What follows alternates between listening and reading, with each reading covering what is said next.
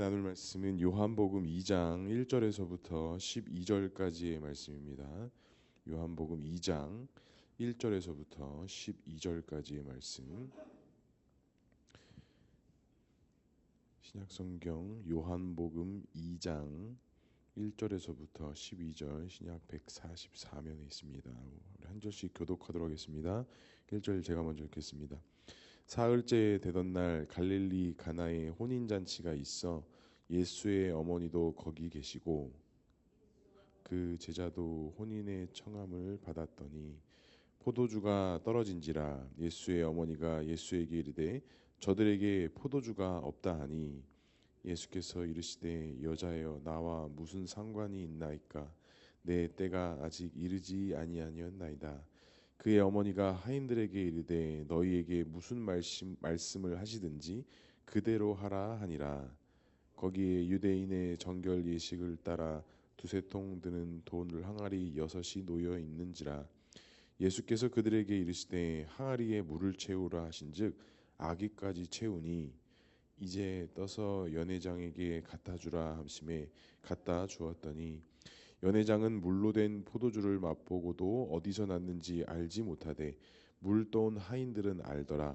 연회장이 신랑을 불러 말하되 사람마다 먼저 좋은 포도주를 내고 취한 후에는 낮은 것을 내거늘 그대는 지금까지 좋은 포도주를 두었도다 하니라.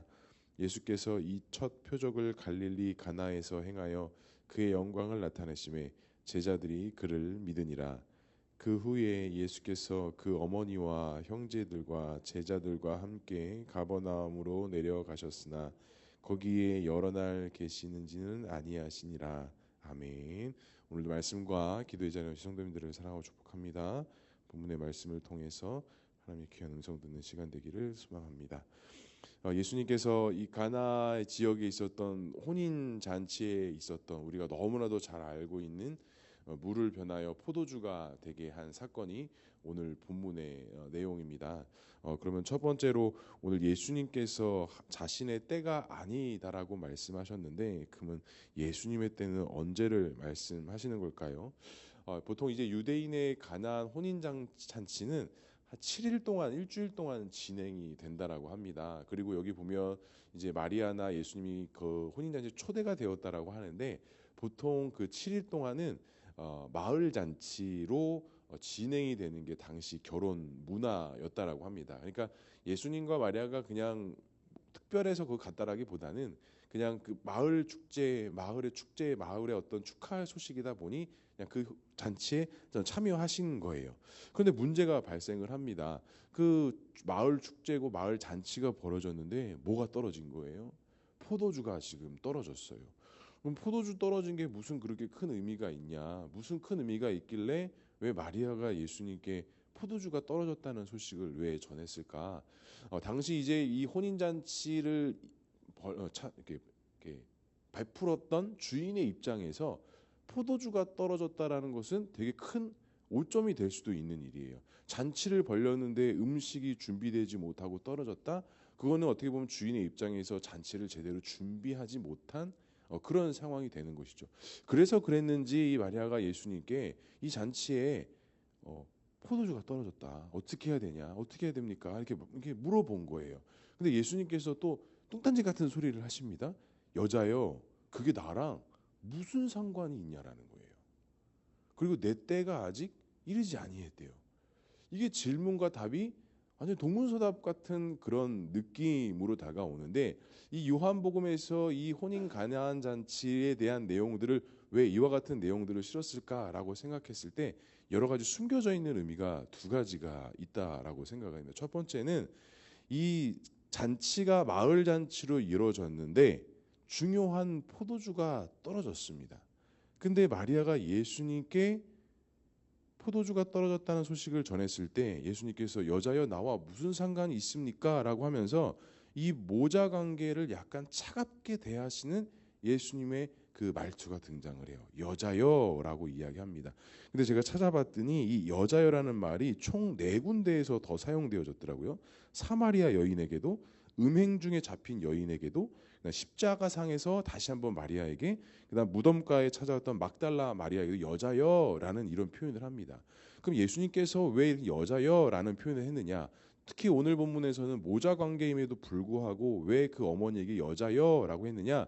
모자 관계의 어떤 그런 성립보다는 이제는 예수 그리스도 메시아의 관입으로서 그 분명한 정체성을 확인하는 구분으로서 여자여라고 이렇게 불렀다라는 게 대부분 성경 해석자들의 해석입니다.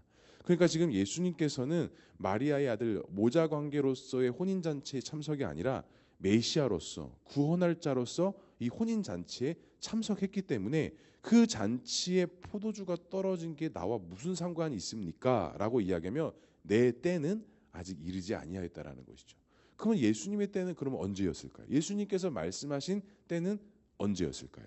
우리가 잘 알고 있듯이 바로 십자가 사건의 때를 이야기하는 겁니다. 그러면 얘기가 이제 몇 가지가 연결이 됩니다. 세상에서 잔치는 포도주로서 만족으로서 이어지지만 그 포도주가 떨어졌을 때는 그 잔치가 성립이 되지 않지만 나의 때에는 그 포도주가 없어지거나 떨어질 일이 없다라는 것을 예수님께서 이제 은연중에 밝히시고 이야기하시는 거예요. 그렇다면 두 번째로 살펴볼 것은 마리아의 반응입니다. 분명히 예수님께서 여자여 그것이 나랑 무슨 상관이 있습니까? 라고 차갑게 되었다면 마리아의 마음이나 생각도 뭐 이러실 수도 있어요. 근데 마리아가 그 잔치의 종들에게 무엇이라고 대답합니까?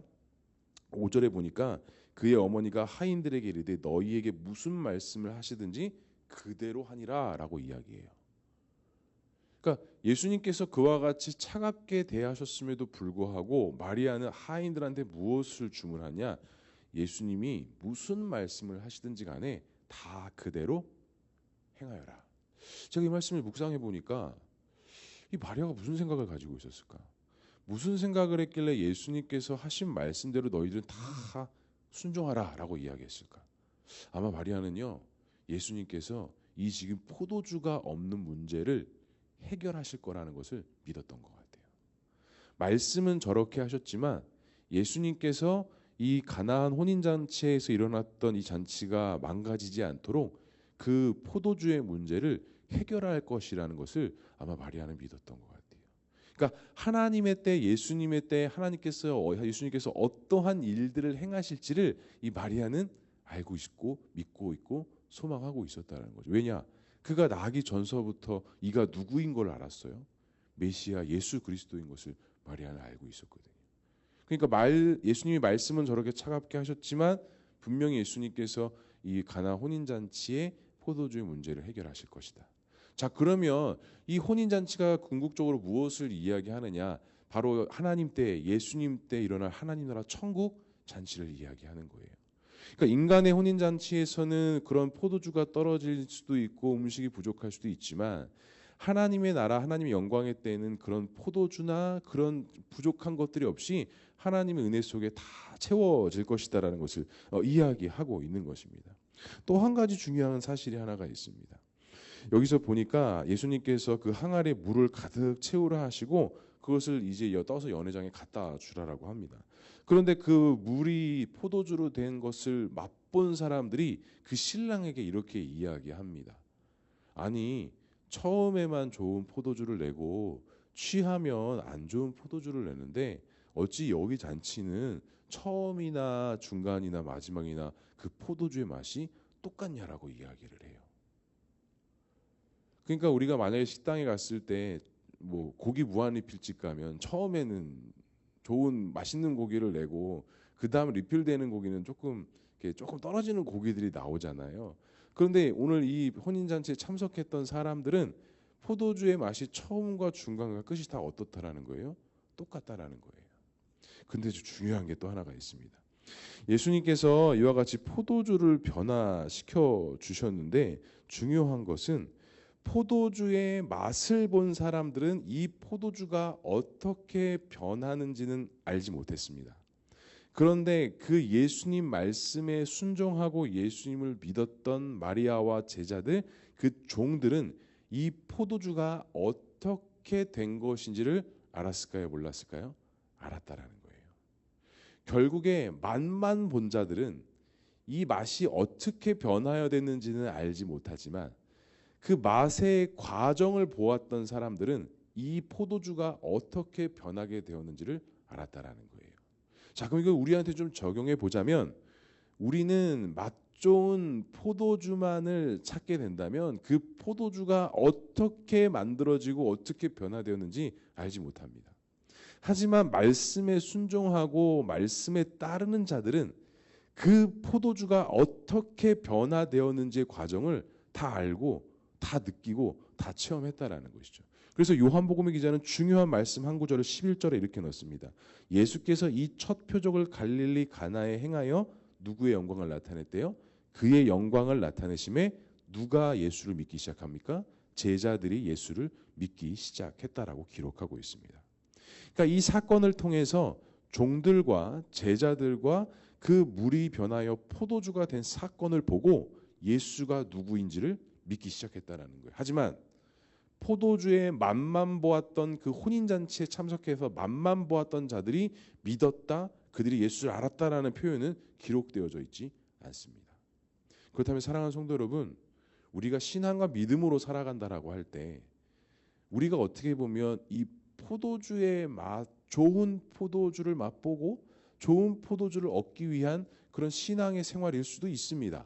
하지만 그 포도주의 맛을 정확하게 알기 위해서는 그 포도주가 어떻게 만들어지는지 그 과정을 알아야 그 포도주의 참된 의미와 참된 뜻을 알기 시작한다는 것이죠. 하지만 우리는 어떤 것 같으세요? 나는 어떤 것 같으세요? 그 과정보다는 뭐만 있으면 돼요? 좋은 포도주만 있으면 돼요. 좋은 포도주가 있는 게 하나님의 은혜이다, 하나님의 인도하심이다 라고 우리가 말할 때가 있습니다. 하지만 오늘 이 가나 혼인잔치에서 우리가 발견해야 될 것은 그 맛을 보지는 못했지만 하나님 말씀, 예수 그리스도의 말씀에 순종하고 그 현장과 그 소망을 가지고 있었던 마리아, 제자들, 그 종들은 포도주의 맛을 보지는 못했지만 그 포도주가 어떻게 만들었는지에 대한 하나님의 기적과 예수님의 그 놀라운 기적들을 체험했다라는 거예요. 맛을 보는 게 중요한 것이 아니라 그 맛 좋은 포도주를 소유하고 있는 것이 중요한 것이 아니라 그게 어떻게 만들어지고 어떻게 내 손에 들어왔는지 그 과정 속에서 발견할 수 있는 하나님의 은혜와 축복이 있다라는 사실입니다. 그랬을 때 하나님께서 어떻게 나타내신대요? 영광 받으시고 예수를 믿기 시작한다라고 말씀합니다. 사랑하는 성도 여러분, 오늘 하루의 삶이 우리에게 그런 삶이 되었으면 좋겠습니다. 하나님 오늘도 나에게 은혜 주시고 오늘도 하나님 다 잘 되시고 다 잘 되게, 물론 그것도 우리의 기도의 방향과 목적은 맞습니다. 하지만 그것 가운데 한 가지를 더 우리가 넣어야 될 것은 예수님께서 무엇이라 말씀하시든지 그대로 행하고 순종할 수 있는 하루가 되게 하여 주시옵소서. 그랬을 때 내가 예측하고 예상했던 일을 통해서 하나님의 역사를 나타내시는 것보다는 하나님의 말씀 가운데 내가 순종하고 엎드리고 그것 가운데 순종하고 실천하며 나아갈 때 하나님께서 그 일들을 통해서 물이 포도주가 되신 것처럼 그 물과 같은 아무것도 의미 없을 것 같았던 그 작은 것에서 하나님께서 맛 좋은 포도주의 맛을 내신다라는 사실입니다. 간절히 바랍니다. 오늘 하루 그러한 천국 혼인잔치가 될 수 있는 귀하고 복된 하루가 될 수 있기를 주님의 이름으로 간절히 축복합니다. 다른 것 구하고 다른 것 찾는 것이 아니라 우리와 언제나 함께 하시고 우리를 인도하시는 그 예수님 앞에 믿음으로 살고 믿음으로 승리할 수 있는 귀한 하루 될 수 있기를 주님의 이름으로 간절히 축복합니다. 기도하겠습니다. 사랑과 은혜가 풍성하신 하나님 아버지 은혜를 감사합니다. 우리 예수님은 물을 변하여 포도주가 되게 하시고 그 혼인잔치가 망가지거나 없어지지 않도록 유지하시고 그것들을 채워주신 하나님인 것을 말씀을 통해서 보았습니다. 하나님 나라 천국이 바로 그와 같은 곳임을 우리가 믿음으로 바라봅니다. 언제나 목마르지 아니하고 언제나 부족하지 아니하며 언제나 하나님께서 도우시고 채우시는 그 은혜가 우리가 믿고 바라보는 하나님 나라 그 천국 소망의 삶이 되는 것을 우리가 다시 한번 믿음으로 바라봅니다. 하나님 오늘 하루가 그러한 천국 복음을 믿고 오늘 하루의 삶을 천국과 같은 삶을 살아가는 귀하고 복된 하루의 삶이 되기를 결단하며 나아가오니 오늘 하루도 주님께서 말씀하시고 인도하시는 것에 따라 순종하고 결단하고 하나님 앞에 더욱더 순종하게 하셔서 오늘 하루도 하나님의 영광이 나타나며 그 모든 일들을 통해 예수 그리스도를 인정하고 믿는 놀라운 역사가 나타날 수 있도록 주님 인도하여 주시옵소서. 하나님, 오늘도 많은 기도의 제목 가지고 주 앞에 나왔습니다. 기도하고 간구하는 가운데 주님께서 말씀하여 주시고 주님의 도우심과 인도하심 속에 오늘도 승리하는 삶 살아갈 수 있는 우리 모두가 될 수 있도록 주님 인도하여 주시옵소서. 하나님께서 함께 하실 것을 믿사오며 이 모든 말씀 예수 그리스도의 이름으로 기도합니다. 아멘.